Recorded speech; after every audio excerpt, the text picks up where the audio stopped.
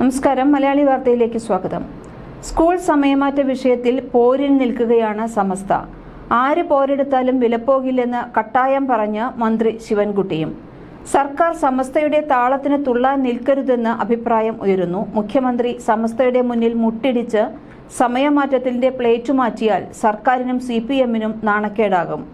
വിഷയത്തിൽ പിണറായി ഇതുവരെ പ്രതികരിച്ചിട്ടില്ല. സ്കൂൾ വിഷയത്തിൽ ഇടപെടാൻ സമസ്ത ആരാണെന്ന് പച്ചയ്ക്ക് ചോദിച്ച് ക്രിസ്ത്യൻ സംഘടനകൾ. സമസ്തയുടെ നീക്കത്തിനെതിരെ വിമർശനവുമായി ദീപിക ദിനപത്രത്തിൽ തുറന്നെഴുത്ത്. പൊതുവിദ്യാഭ്യാസ സമയം മതപഠനത്തിനനുസരിച്ച് ക്രമീകരിക്കണമെന്ന് പറയുന്നത് ആശ്ചര്യമാണെന്ന് പൊട്ടിത്തെറിച്ച് ദീപിക. സീസറിനുള്ളത് ദൈവത്തിനു വേണ്ട എന്ന തലക്കെട്ടിൽ എഴുതിയ മുഖപ്രസംഗത്തിലാണ് കടുത്ത വിമർശനം. ജനാധിപത്യവും മതേതരത്വവും ഭരണഘടനയുടെ ആമുഖത്തിൽ നിന്നും മാറ്റരുതെന്ന് പറയുന്നവർ തന്നെ മതപഠനം കഴിഞ്ഞു മതി പൊതുപഠനം എന്ന് പറയുകയാണോ എന്നും ദീപിക കുറ്റപ്പെടുത്തുന്നു. ദീപികയുടെ മുഖപ്രസംഗം ഇങ്ങനെയാണ്: ജനാധിപത്യവും മതേതരത്വവും ഭരണഘടനയുടെ ആമുഖത്തിൽ നിന്ന് മാറ്റരുതെന്ന് പറയുന്നവർ തന്നെ മതപഠനം കഴിഞ്ഞു മതി പൊതുപഠനം എന്ന് പറയുകയോ മാറ്റം വരുത്തിയ സ്കൂൾ സമയം സംബന്ധിച്ച് മുസ്ലിം സംഘടനയായ സമസ്തയുടെ വിയോജിപ്പ് ചർച്ച ചെയ്യാനുള്ള സർക്കാർ തീരുമാനം ജനാധിപത്യപരമാണ്.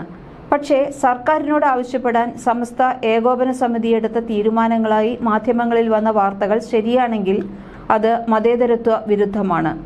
സമയമാറ്റത്തിലെ അധിക അരമണിക്കൂർ വൈകുന്നേരത്തേക്ക് മാറ്റണമെന്നും ഓണം, ക്രിസ്മസ്, മധ്യവേനൽ അവധികൾ വെട്ടിക്കുറച്ച് അധ്യയന സമയം വർദ്ധിപ്പിക്കണം എന്നുമുള്ള നിർദ്ദേശങ്ങൾ സർക്കാരിന് സമർപ്പിക്കുമെന്ന് വാർത്തകൾ. അതായത് പ്രവൃത്തി ദിനങ്ങളിലെ പൊതുവിദ്യാഭ്യാസ സമയം പോലും മതപഠനത്തിനനുസരിച്ച് ക്രമീകരിച്ചു കൊള്ളണം. ജനാധിപത്യവും മതേതരത്വവും ഭരണഘടനയുടെ ആമുഖത്തിൽ നിന്ന് മാറ്റരുതെന്ന് പറയുന്നവർ തന്നെ മതപഠനം കഴിഞ്ഞു മതി പൊതുപഠനം എന്ന് പറയുകയോ? കേരള കരിക്കുലം ഫ്രെയിംവർക്ക് 2007 പുറത്തു വന്നതോടെ തുടങ്ങിയതാണ് സമയമാറ്റ ചർച്ച. കേന്ദ്ര വിദ്യാഭ്യാസ അവകാശ നിയമം 2009 അനുസരിച്ച് ഹൈസ്കൂളിൽ 1100 മണിക്കൂർ പഠന സമയം വേണം. പക്ഷേ ഒരിക്കലും നടപ്പായില്ല. ശനിയാഴ്ചകൾ അധ്യയന ദിനമാക്കുന്നതിനെതിരെ അധ്യാപക സംഘടനകൾ ഹൈക്കോടതിയെ സമീപിച്ചതിനാൽ റദ്ദാക്കി. വിദ്യാഭ്യാസ വിദഗ്ധരുമായി കൂടിയാലോചിച്ച് വിദ്യാഭ്യാസ കലണ്ടർ തയ്യാറാക്കാൻ 2024 ഓഗസ്റ്റിൽ കോടതി സർക്കാരിന് നിർദ്ദേശം നൽകി. LP ക്ലാസുകളിൽ 198 പ്രവൃത്തി ദിനങ്ങൾക്കുള്ള നിശ്ചിത 800 മണിക്കൂർ നിലവിലുണ്ട്. UP ക്ലാസുകളിൽ 200 പ്രവൃത്തി ദിനങ്ങളിലെ 1000 മണിക്കൂർ തികയ്ക്കാൻ 2 ശനിയാഴ്ചകൾ പ്രവൃത്തി ദിനങ്ങളാക്കി. ഹൈസ്കൂളിൽ 1100 മണിക്കൂറിനുള്ള 220 പ്രവൃത്തി ദിവസം ഉറപ്പാക്കാൻ വെള്ളിയാഴ്ച ഒഴികെയുള്ള ദിവസങ്ങളിൽ രാവിലെയും ഉച്ചകഴിഞ്ഞും 15 മിനിറ്റ് വീതമാണ് വർദ്ധിപ്പിച്ചത്. രാവിലെ 9:45 മുതൽ വൈകുന്നേരം 4:15 വരെയാണ് പുതിയ സമയം.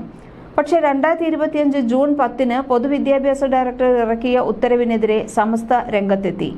മദ്രസ മതപഠനത്തിന്റെ സമയം നഷ്ടമാകുമെന്നതാണ് കാരണം. മദ്രസ പഠനത്തിന് മതം നിഷ്കർഷിക്കുന്ന അത്രയും സമയം ഉണ്ടാക്കി കൊടുക്കേണ്ടത് സർക്കാരിന്റെ ഉത്തരവാദിത്തമാണെന്ന് വാദിക്കുന്നതിലേക്കാണ് കാര്യങ്ങളിപ്പോൾ എത്തിയിരിക്കുന്നത്.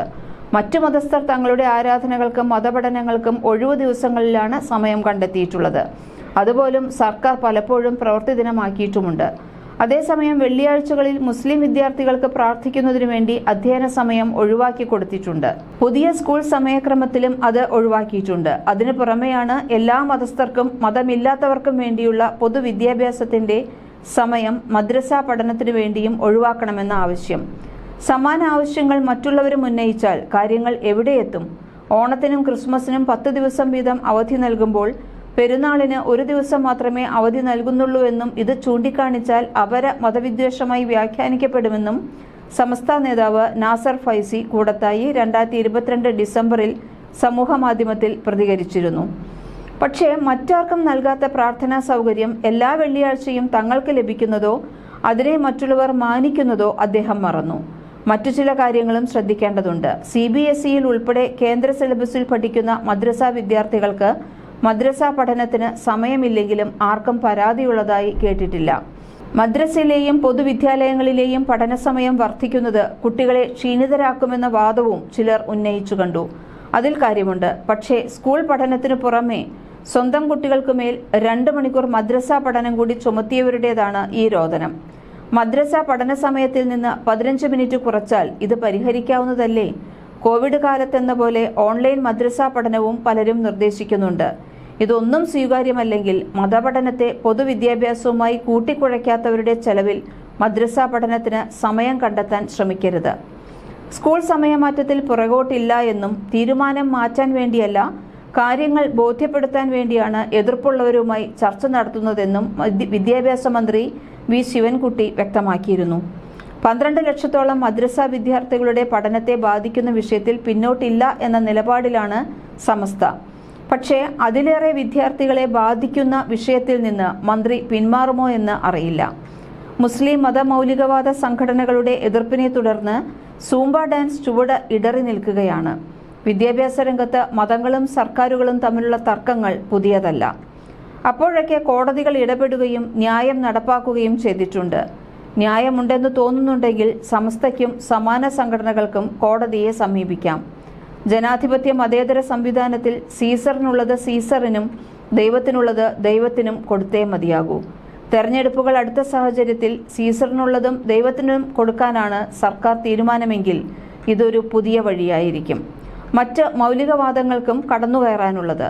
ഞായറാഴ്ചകളെയും വിശുദ്ധ ദിനങ്ങളെ പോലും പ്രവൃത്തി ദിനമാക്കിയിട്ടുള്ള സർക്കാരിന്റെ തീരുമാനം അറിയാൻ കൗതുകമുണ്ട്. ന്യൂസ് ഡെസ്ക് മലയാളി വാർത്ത.